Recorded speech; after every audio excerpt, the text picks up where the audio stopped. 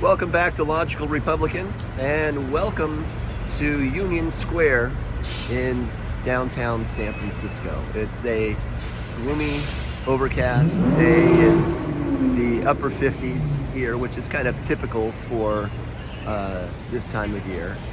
Now, I think we've all been hearing about the demise of San Francisco, downtown San Francisco in particular, the shopping district, the tech jobs, all of the excuses from the liberal press about why this and why that. The pandemic caused so many things with people staying home from work and workers not coming to the office and all of these things. The commercial real estate market in downtown San Francisco collapsing, the overall foot traffic diminishing because people are afraid of coming to San Francisco because of the crime and the homeless. And because of that, you have a lot of the retail establishments just kind of picking up and leaving. Well, here we are, again in Union Square, and down there we have the Bulgari shop, we have the Tory Burch, I have Gucci across the street, something empty there at that corner building, kitty corner across the street. That is 7 floors of Nike. And then right up here we have the Apple, I don't know what the right word would be, but it's kind of the flagship store for the West Coast, because they do have a flagship store in New York right next to Central Park. So as we're walking up here, we're going to kind of get into the niceties, right? So the Williams-Sonoma store, breakfast at Tiffany's across the street, and then down the block we have Saks Fifth Avenue. But this is the nice, bright and cheery part that is still alive. But also keep in mind, this is rush hour in the morning, and there aren't a whole lot of people out rushing. It's the beginning of tourist season, and there aren't a whole lot of people out being tourists. So this is Union Square, and 6 months ago, this was essentially a homeless encampment. Then the Chinese king, Winnie the Pooh, had a conference here with stumbling Joe Biden, and the former anti-cop mayor, the one who wanted to defund the police, London Breed, decided, in conjunction with Gavin Newsom, that we need to move the homeless people somewhere else and clean up Union Square. So they moved this temporary, which is now permanent, San Francisco Police Mobile Command Unit to be parked right here to make sure everything is clean and fresh and nice for the tourists who they hope will come back, but don't count on it. Now, if we see that building across the street, that stately brick building that's probably 100 years old, that has a Morton Steakhouse in it, once upon a time, per square foot, that was the most expensive building ever sold in San Francisco. I think the sales price was somewhere around $250 million for that building. So very expensive office space upstairs, prime real estate, and then the anchor tenant downstairs, where it's empty, was the Disney store. And Disney had a long lease, and that was kind of the, I guess the appeal of the property. But as you can see, other than Morton Steakhouse, completely empty. So, again, looking at this side of the street, it's not too bad. Again, you've got a lot of anchor stores, Williams-Sonoma, Apple, Tiffany, and Saks.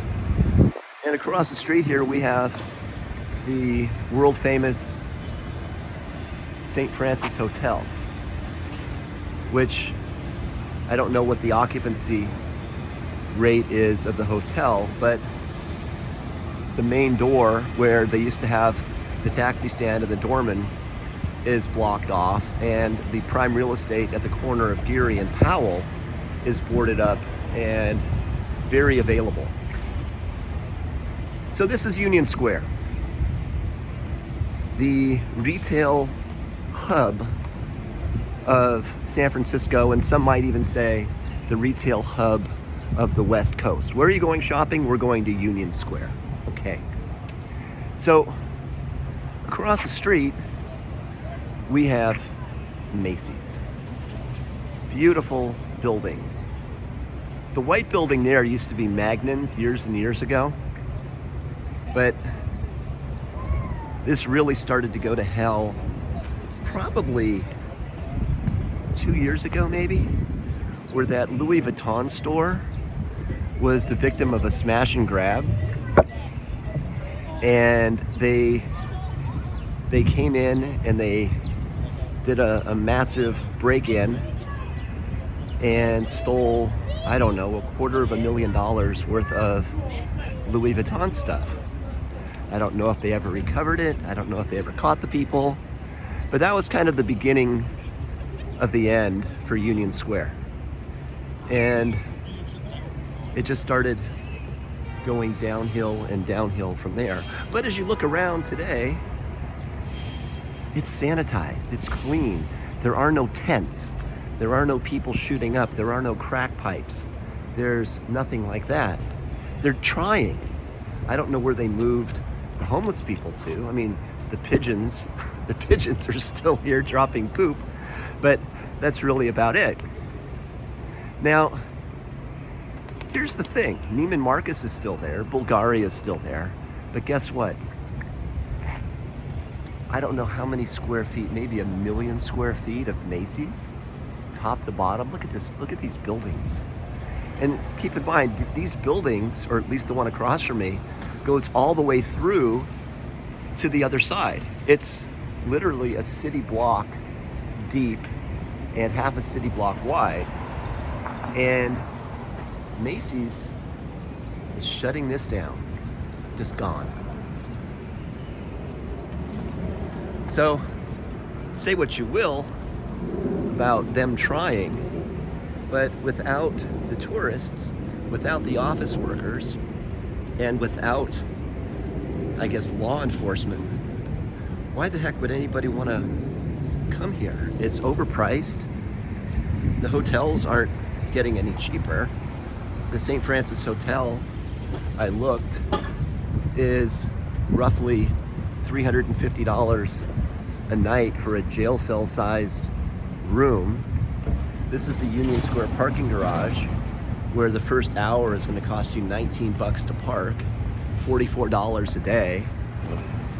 And there's the St. Francis. Beautiful, beautiful hotel. And probably mostly empty. Then we get to the corner up here, and that stately building at the corner has been many things over many years, and it's been in many movies. I think if you go back and you look at, I think it was The Birds, the Alfred Hitchcock movie, prominently featured in that building, in that movie, and completely empty. Top to bottom, whatever the retail was there, completely empty. Now here's the famous Powell Street cable car line. Tony Bennett, halfway to the stars. Well, that's the street. And this is the cable car. And normally this time of year, this time of morning, those cable cars are packed with tourists. They get on, they ride halfway to the stars, because that cable car will take you to Fisherman's Wharf. Nope. So that building, or that address across the street, 247, was a heritage bar that had been around for, I don't know, 80 or 90 years. Long, long, long time. And all there really is now is a rat trap in front. Souvenirs and luggage. Yeah, that's just not happening. Here is this. It's a CK Contemporary. This used to be the Uniqlo store, but they left. There's an UGG shop over there, which I don't know if still is there, but here, again, this is the major hub of San Francisco retail, of tourist shopping, and it's empty. Empty. Empty. Sam's Cable Car Wine Shop. Okay, so support small business, local family owned, hallelujah. More prime real estate. Huge corner. Empty. Upstairs, downstairs, empty. Across the street, there's a Starbucks hanging on. Kitty corner across the street, that corner area, empty. Looking up there, we see that hotel. It's a Hilton property. And the one down the block is another Hilton property. And you know what they did? Hilton walked away from the mortgage, basically defaulting on the property. I mean, look at that building. And they figured that the hit was more financially beneficial than actually paying the mortgage on the property. So somebody got stuck holding everything. But here we're looking retail for lease, empty, empty, empty, empty, all the way down. So if we look over here, the Herbert Hotel, I don't know what the Herbert Hotel is. I think that used to be a flop house, but looks like it's turned into a trendy hipster joint. Another open retail shop here, huge. Walgreens, one of the few left in San Francisco, because Walgreens and CVS shut down most of their stores because of the, I don't know if it's the San Francisco law or the California state law, that anything under like $950 is considered a misdemeanor. And so people would literally walk in and walk out, and there would be absolutely no enforcement. This used to be Tad's Steakhouse. Now, if you've ever been to San Francisco, or if you've ever been to New York, and I think there might have been one in Philly as well, Tad's was kind of an institution for steak that tasted like the sole of your tennis shoe. It was a dirt cheap steak, dirt cheap burgers, and it was so bad it was actually kind of good. So another corner prime real estate lot here, completely empty. And then here down at the corner, we have this stately building that once upon a time housed the anchor store for Woolworths and many other things over the years. Down there is John's Grill, the home of the Maltese Falcon, or where the Maltese Falcon is allegedly sitting. The food is really, honestly, not that good. So again, up here, this is the area of Powell and Market. We're almost to Market right now. And they've really cleaned this up in the last, I don't know, Urban Outfitters is still here. They've actually, so this place across the street here used to be many things over the years, but more recently it was Rasputin Records, and it was a 5-story record store, and it's gone. And then there was a Blondie's Pizza there, I believe, but that whole building is empty. The building next to it is completely empty. Retail space for lease, probably pennies on the dollar at the moment. So down here is the cable turnaround.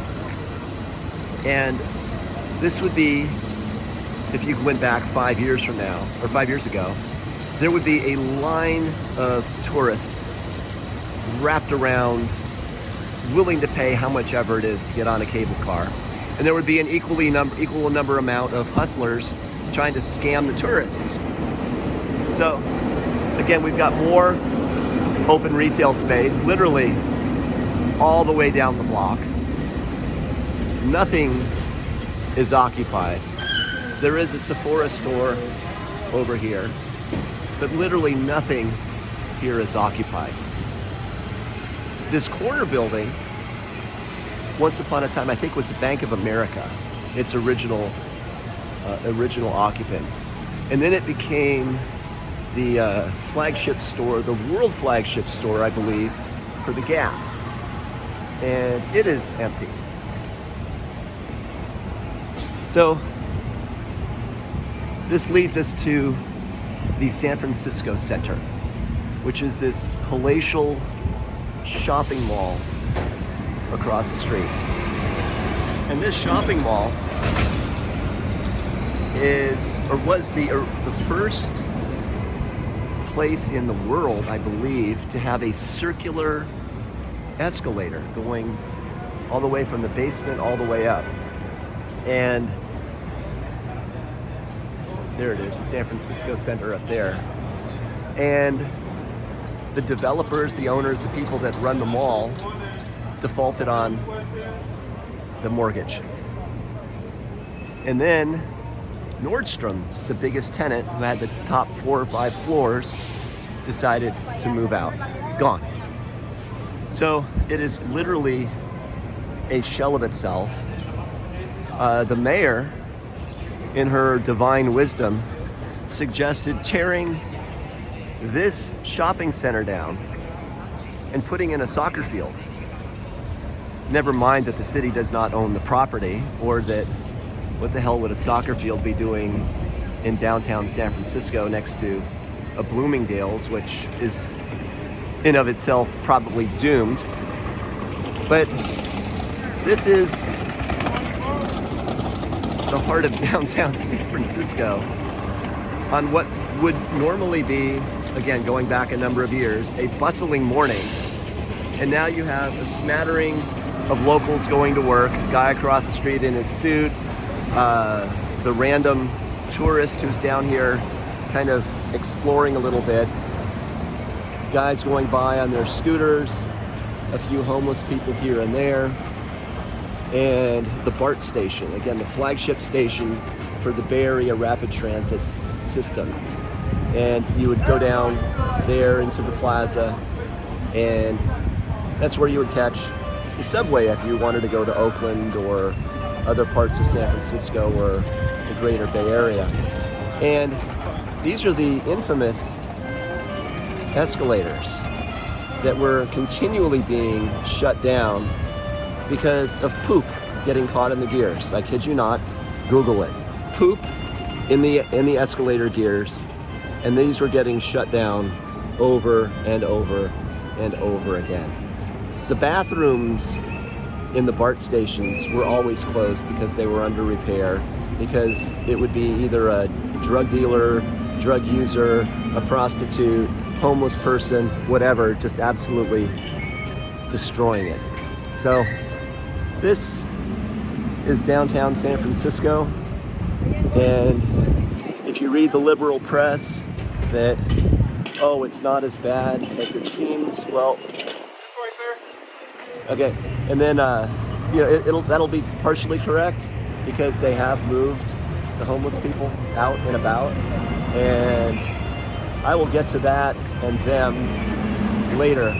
But this is just really a capsule of what has happened to the once bustling downtown San Francisco job market, real estate market, and retail market. Thanks for watching. Hope you enjoyed. Please subscribe, and I will see you very soon.